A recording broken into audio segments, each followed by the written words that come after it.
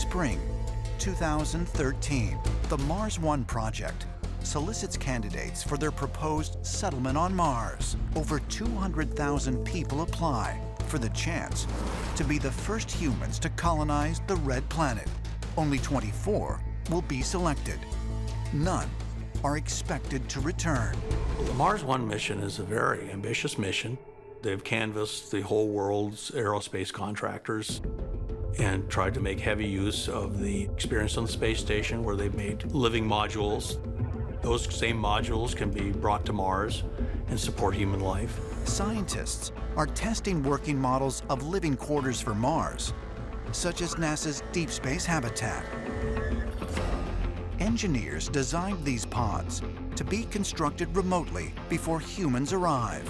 Once built, the habitats will supply oxygen and water and minimize the harmful effects of atmospheric radiation to humans. Yet even these engineering feats won't allow humans to live on Mars for extended periods of time. We have tried experiments with actually making a survivable environment in a pod, and it seems to be very, very hard to do for a very long scale. If we want long-term habitation on Mars and colonization of Mars, personally, I vote for terraforming. Terraforming is the process of turning an environment unsuitable for human habitation into one that mankind can live in. Scientists are currently researching the various ways we might someday terraform an entire planet. When you think about terraforming Mars, the key really is getting a dense atmosphere that forms protection from the radiation from the sun, makes the temperature really high enough, and gets things going with plant life and oxygen.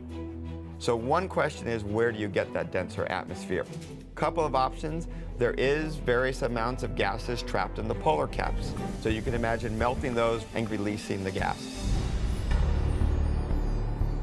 Ancient astronaut theorists propose that if humans are planning to one day give Mars a breathable atmosphere, extraterrestrials may have done the same thing with Earth millions of years ago. There's a distinct possibility that the Earth could have been terraformed. When you look at the development of Earth, what you see is that at every stage, the planet got exactly what it seemed to need to develop into this beautiful blue world that we live on. When we needed oxygen, there was bacteria introduced into the ecosystem that actually sucked up carbon dioxide and methane gas and pumped out oxygen. We're looking at what Mars is, and we're thinking of trying to build an atmosphere and everything else. And the first question you'd have to ask yourself is, did extraterrestrials come here and do the same thing? There's always been a problem about life on Earth. Did it actually start here on Earth or come here from somewhere else? There's no known transition from non-life to life that we can all agree on. Seeing as we don't know how life began, it's up for grabs. But we know on Earth, it was microbes that made the oxygen atmosphere. All those scientists agree that Earth's oxygenated atmosphere most likely can be attributed to the presence of microbes. Many theories exist as to where exactly these organisms came from. One intriguing speculation that has caught the attention of ancient astronaut theorists involves grooved metal balls called Klerksdorp spheres. These mysterious round objects were found scattered in mineral deposits in South Africa that date back 3 billion years. There are people that argue that these spheres are natural, but there's really no natural objects that bear any resemblance to them at all.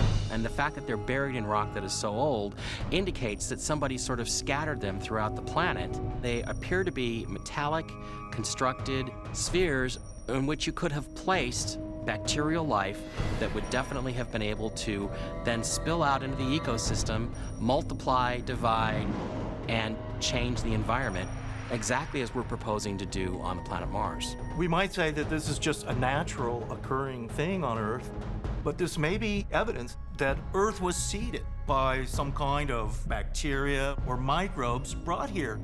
And what we have today has been purposely created by beings with tremendous powers and knowledge.